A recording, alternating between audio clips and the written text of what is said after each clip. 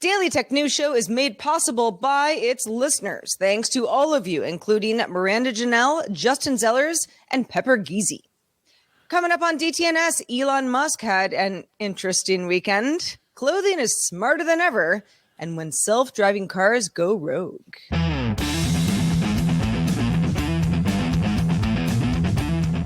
This is the Daily Tech News for Monday, April 11th, 2022. From Studio Redwood, I'm Sarah Lane. In lovely Cleveland, Ohio, I'm Rich Straffolino. And I'm the show's producer, Roger Chang.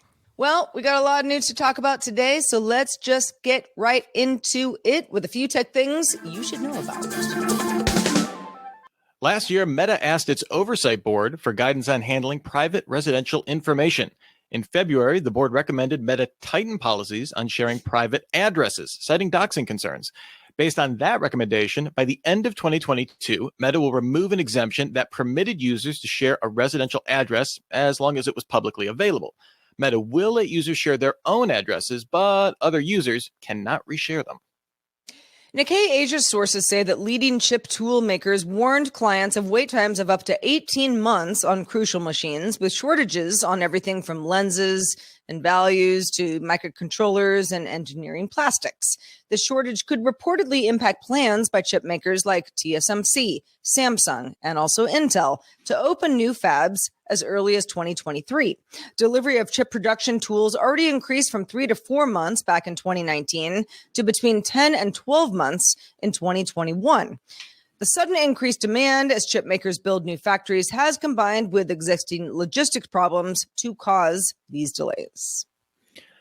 Coinbase temporarily disabled using the payment system UPI to buy cryptocurrency in India.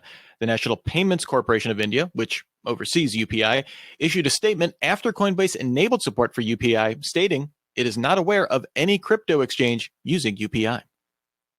China's National Press and Publication Administration approved 45 games for monetization in the country, its first game approval since July 2021. Notably, no titles from Tencent or NetEase were included in these approvals. And the U.S. Food and Drug Administration approved Fitbit to use an algorithm that can passively monitor heart rhythms. This would allow for a wearable to monitor for atrial fibrillation while someone is sleeping and alerting them if detected. In a May 2020 study, Fitbit found the algorithm correctly identified AFib 98% of the time. Fitbit will roll out the algorithm in the U.S. across a range of heart rate-enabled devices.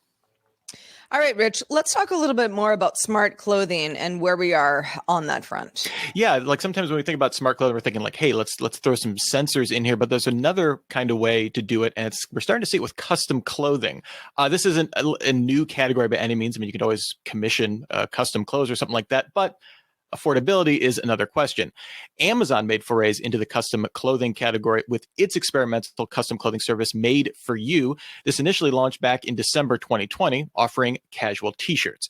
Amazon has now expanded its Made for You offerings for the first time, now offering athletic shirts that can be customized in roughly 50 ways, from things like a different fit, necklines, sleeve length, and, of course, color. Both the casual and athletic shirts are $25. It's not a starting cost, it's just what they cost. Now, to get your custom shirt, Amazon measures your body in the Amazon app with a combination of entering your weight and height, so, kind of self-reported metrics, with 2 photo uploads. Made for You compiles this data to get your actual measurements. And you can see a virtual try-on of the shirt with a 3D avatar with roughly your build. And if the shirt doesn't fit when it arrives, you can alter the measurements online and then get a free replacement. As Sarah Perez at TechCrunch points out, Amazon has been playing around with this idea for a while, going all the way back to its discontinued Echo Look camera from 2017. This kind of focused on doing things with comparing stuff in your closet, but doing kind of the AR try-on aspect of it as well. While other mass market retailers haven't quite taken the full plunge on offering similar custom clothing offerings, Walmart launched similar AI-powered virtual try-on technology on its app last month, and that was powered by its acquisition of the startup Zkit last year. So, Sarah, I'm just curious on your end. I mean, does this have you ever ordered, I guess, any custom clothing like with this kind of 3D try? Have you tried any 3D try on and then custom clothing, I would ask? I have, for the purposes of, being on a tech news show. And I've been doing it since like the late 90s, honestly. I mean, the whole idea of virtual try on, make sure it works for you, make sure that you minimize, having to send something back because it wasn't quite right, or, whether it was the fit or the color and, all of that stuff. I've been waiting for decades, literal decades, for this to just become part of, common life. And, part of that is I always use shoes as an example because it's like, shoes got to fit. Shoes don't fit. You can't just sort of like make it work the way that I would maybe just like make it work with a t-shirt kind of thing. And it surprises me that after all of this time and so many companies throwing money at the problem, Amazon in particular, that we're not really at a place yet where we're out of the testing phase of all of this. Like, let's test it and see if Rich gets the perfect t-shirt that he so desires. I just feel like we would have been farther along at this point. Yeah. And a couple of years ago, I want to say it was like 2019, 2018, I did one of these, like scan yourself with your phone, get your measurements. And then this company, it wasn't Amazon, it was a startup. I don't recall the name now off the top of my head, but they would send you like a black t-shirt and a pair of jeans that would be based off your measurements. And neither one of them fit me quite right. I don't know if it was more of like a streetwear style. So I knew it was going to be a little baggier, but like jeans never quite worked. So I am open to this category because not that I feel like t-shirts though are the easiest thing to solve in this equation in a lot of ways. One, for just in terms of like holding up your phone, it's easier to take a selfie of like your upper body than like your full body if you wanted to do more custom stuff. To me, I feel like pants are the trickier part of this, right? I guess there's more elements to it that you need to kind of customize from your you like got a waistline, length. It all matters. No, but I'm with you. I mean, t-shirts. I can't tell you how many extra large t-shirts I've gotten where I'm like, okay, I'll just like cut it off, halfway through it, and then it'll fit me. It's still going to be kind of baggy, but you can have some fun with it. But yeah, there are a lot of clothing items where it actually really does matter. And I love this idea. And I think, the pandemic, I'm surprised that we don't have a more concrete solution at this point, because so many people were sort of like, I gotta order clothes and, live inside my home, and I'm not going to be able to try them on beforehand. And, maybe they're, looking at second market stuff, et cetera, that we wouldn't be further along on this. But it still seems like every few months you get this like Amazon is testing a new way to like virtually try on clothes. Where I'm like, we've been doing this for a long time.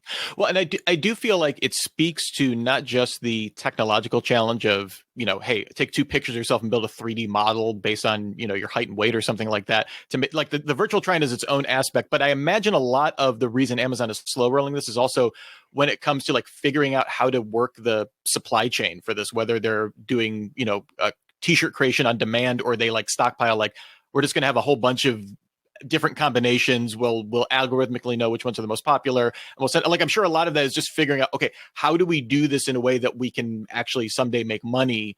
I don't know if they're making money on $25 a shirt. I imagine it's, with Amazon's practices, pretty razor thin margins if they are making margins. So I feel like the technology of it is what gets my attention, but then the more I think about it, the more the supply chain of it has to be pretty tricky to kind of figure out to do in a cost effective way. $25 is kind of crazy for what they're offering.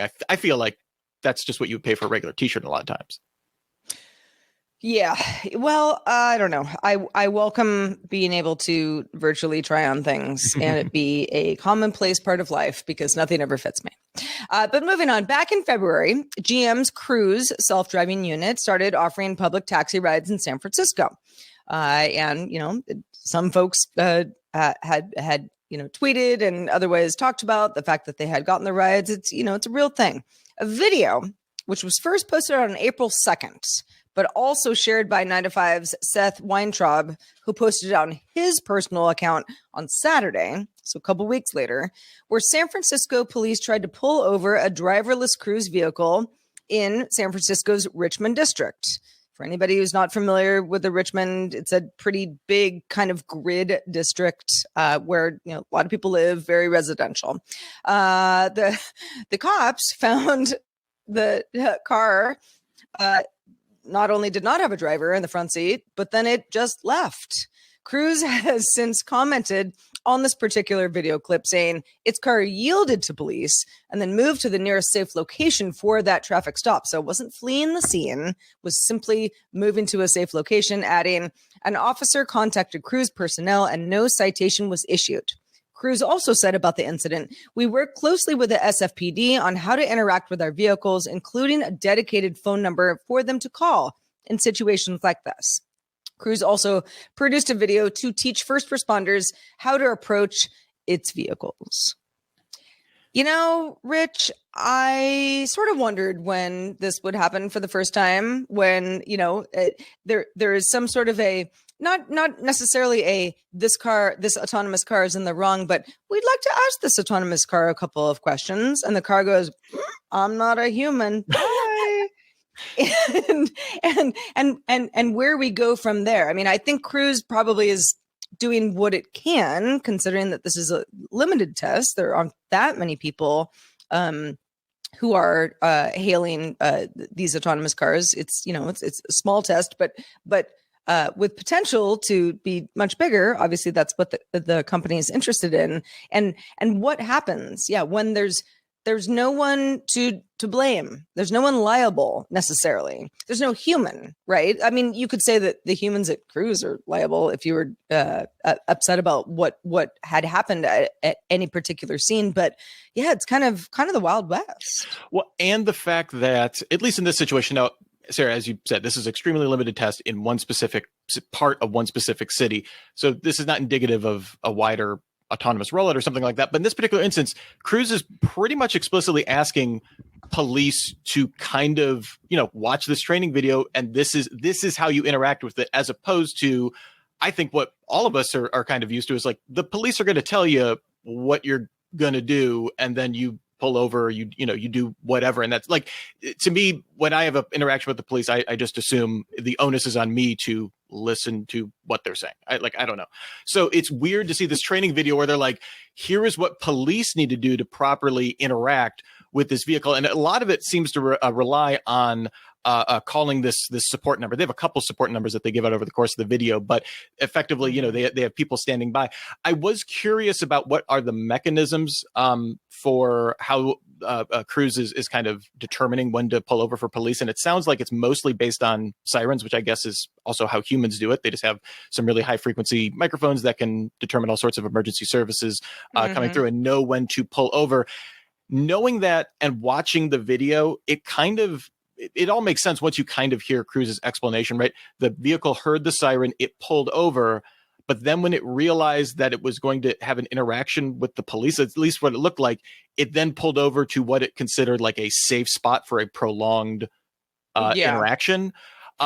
Which again, like if there was a human behind the wheel, I don't know what the police interaction would be in that situation. I imagine these vehicles are all they have giant sensor towers on the top. They're all bespeckled with Cruise branding, so they know it's an autonomous car, right? I mean, I think they'll know it more and more, you know, as we go forward. But yeah, it's sort of like, okay, let's say I'm behind the wheel. I've done something wrong, illegal, I don't know, whatever, even if I didn't mean to, you know, and if there's a cop car behind me, woo, then, you know, you pull over and if I don't, I'm in a world of hurt, right? High speed chase time.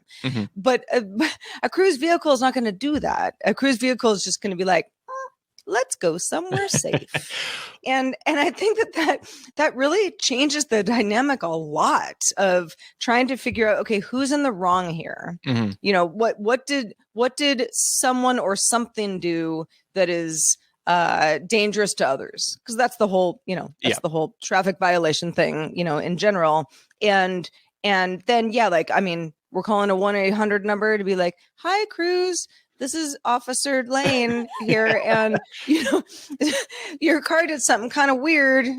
Didn't go, you know, it's parked in a safe parking lot, but like, need to talk to its mother. I feel like these situations, not that we can't solve these situations, but I feel like this is a big question mark to me right now. Well, yeah, and it's a matter of scale, right? Because yes, Cruise in one specific part of one specific city can just say, call this 1-800 number and we'll take care of you. No problem. You know, we have operators and we know exactly what cars are there. When we get to the point where we have multiple companies doing this across multiple countries, I have to imagine there's going to be some sort of infrastructure where this could be handled on almost a dispatch level, right? Where there are APIs that can interact, that can kind of programmatically do this with oversight or whatever needs to happen. But the idea that it's basically like calling, it feels like it's calling OnStar, right? To like, hey, your autonomous taxi didn't behave the way I need you to shut it down so it doesn't like roll over my foot or something like that. Yeah, it's not unlike that, but I think on a much wider scale. I mean, if this gains the wide adoption that I think, many of us kind of go, okay, this autonomous car thing might have some legs, haha. But yeah, if that happens, how do we deal with these sorts of things, especially when rolling through a stop sign is, if nobody was hurt, okay, might get cited. But these are vehicles, they're killing machines if they want to be. And we have to figure this all out sooner than later. Well, one thing that's a vehicle for watching entertaining videos is Netflix, and it began rolling out a new feedback option for users to power better recommendations. Users can now select 2 thumbs up in addition to the far more pedestrian standard thumbs up and thumbs down. According to Netflix's director of product innovation, Christine Dois-Cardet, users didn't feel simple likes and dislikes were sufficient options and hope the new option will help surface recommendations in Netflix's considerable library. Of course, Netflix used to offer an even more nuanced feedback option, offering 5-star rating systems until 2017. And interestingly, when they said they did that, when they switched to the thumbs up, thumbs down, they said one of the big side effects of that was they got way more ratings as a result, because it was a simple binary. I liked it, I didn't like it, as opposed to, was it 3 stars? Was it 4 stars? So, it seems like, okay, maybe the binary doesn't quite get you the recommendation juice that maybe a love. I've heard some people say this is a love versus a like, Sarah. So are you going to be giving the double thumbs up to anything anytime soon? Maybe. I mean, we were joking about Siskel and Ebert for anybody who's familiar with the franchise from back in the day on, I don't even know what channel it was, ABC, I think. But yeah, the idea of 2 thumbs up kind of meaning more or giving more credence to something than a single thumbs up, thumbs down, that does make sense to me. I feel like, and this goes, when I rate books online or movies, which I don't do that often, but sometimes I'm compelled, or I rate podcasts, and thank you for rating our podcast, everybody. We love to read your reviews, but yeah, when you introduce something, like if it's a thumbs up, thumbs down, it's kind of like, I mean, what if I was sort of ho hum on a Netflix movie? Well, I have to choose one, right? So like maybe I would say it was a thumbs down, even though I didn't really hate the movie that much, but I really didn't love it either. And so there's a nuance that can't really be described.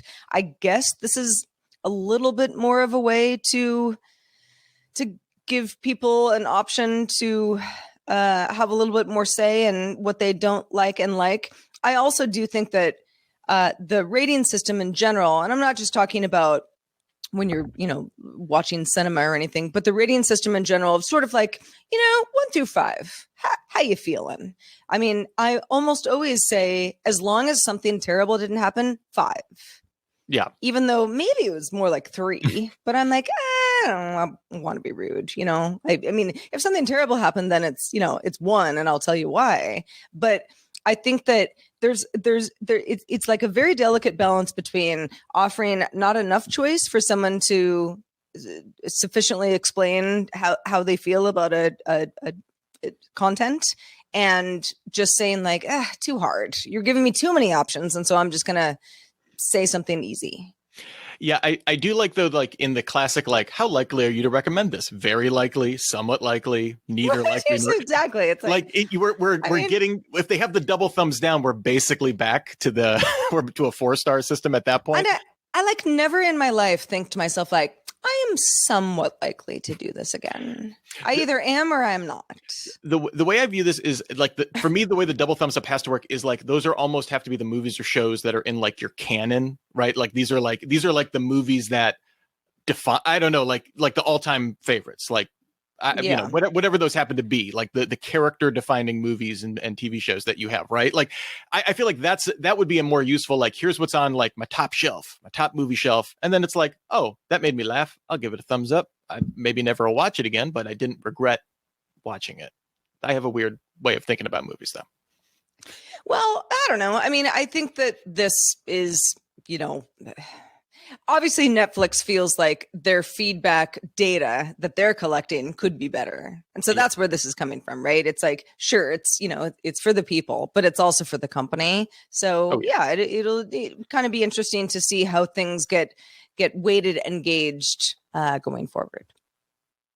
Well, if you have a thought about anything we talk about on the show, might be about movies, might be about something else. If you don't know our email address and you just have a burning desire to share your thoughts with us, please do so. We really like your email. Please keep it coming. Feedback at dailytechnewsshow.com is where to send it. Well, folks, it was a big weekend on Twitter, especially for walking back things on Twitter. The company reverted its change to deleted tweets embedded on third-party sites. Now, if you're not familiar with how this works, basically, for a short period of time, if I had embedded a tweet from Rich and I posted it on my blog, somewhere off Twitter, but I was using Twitter's API, and Rich then deleted that tweet, then my embedded tweet would also be deleted. The embed would not be deleted, but the tweet itself would be. Twitter says this will now continue to be displayed as the original block quote. And a Twitter spokesperson said, "We're rolling back this change for now while we explore different options."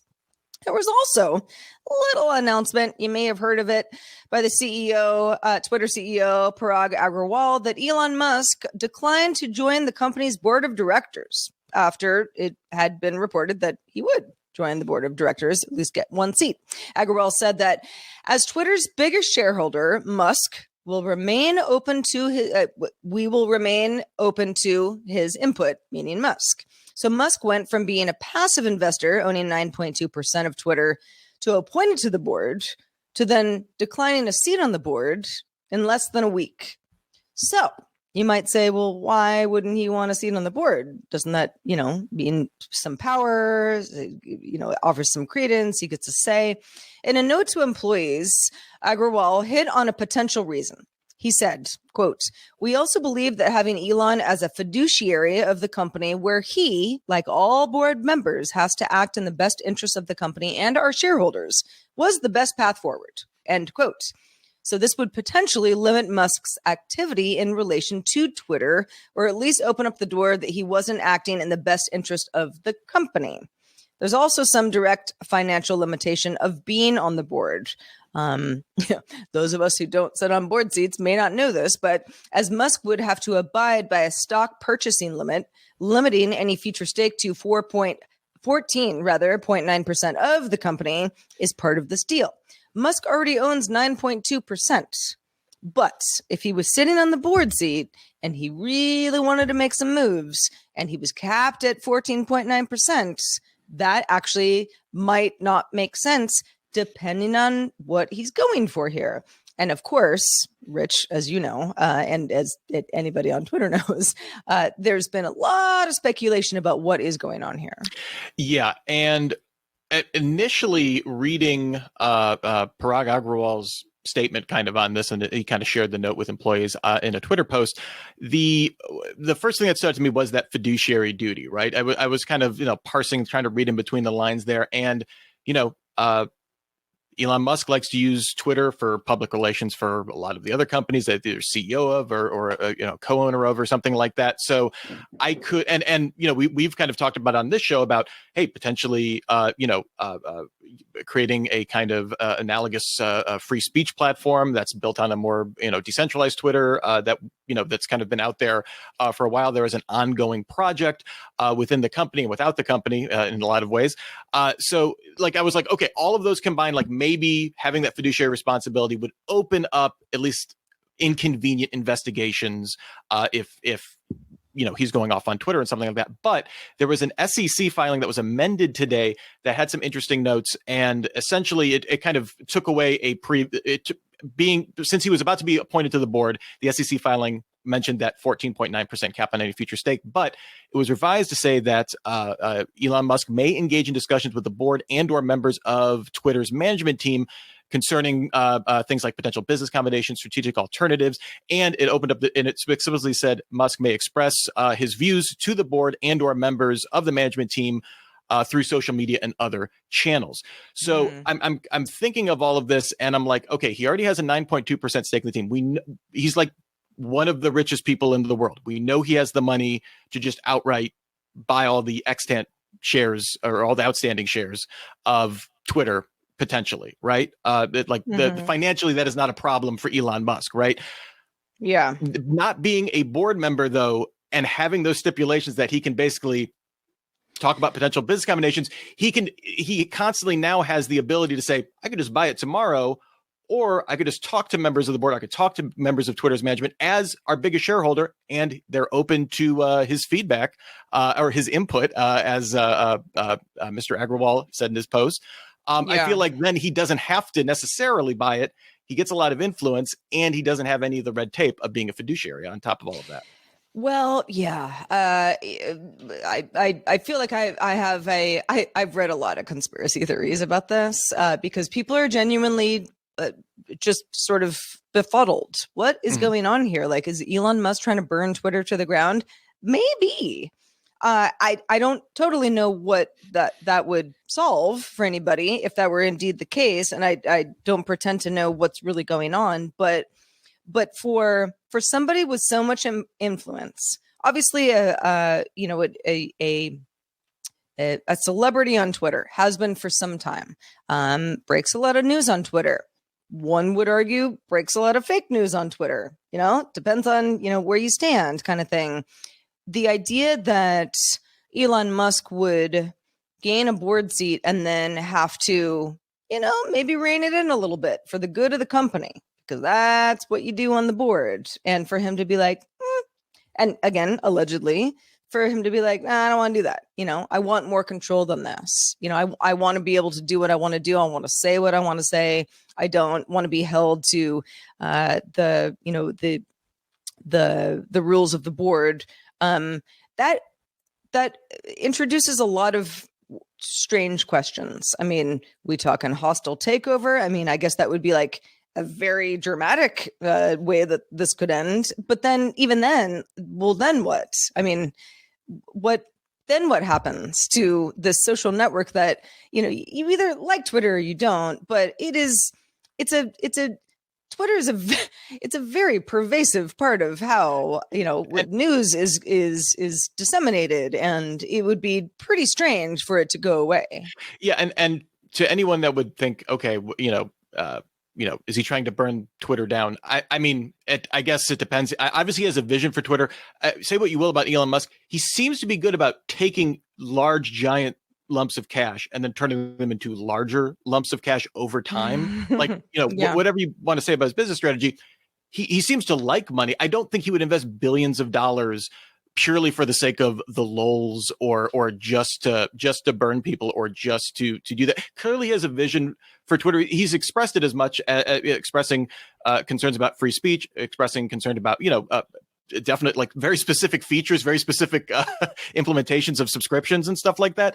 So I would caution against any hyperbole in terms of like, he wants to destroy Twitter. Now, you may not like the product that it turns into under, as he is a major stakeholder. I think he's seeing a way that he can exert a lot of influence on a company that's very important to his other businesses without, kind of running afoul of the SEC or other parties. Yeah.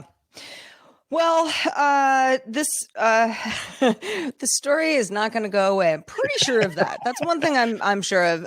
So we'll keep you updated best we can as things unfold, as they have been hour to hour. But we do have a few brand new bosses we got over the weekend. We'd like to thank them now. Aaron, Jesse, and Matt here just started backing us on Patreon. Thank you, Aaron.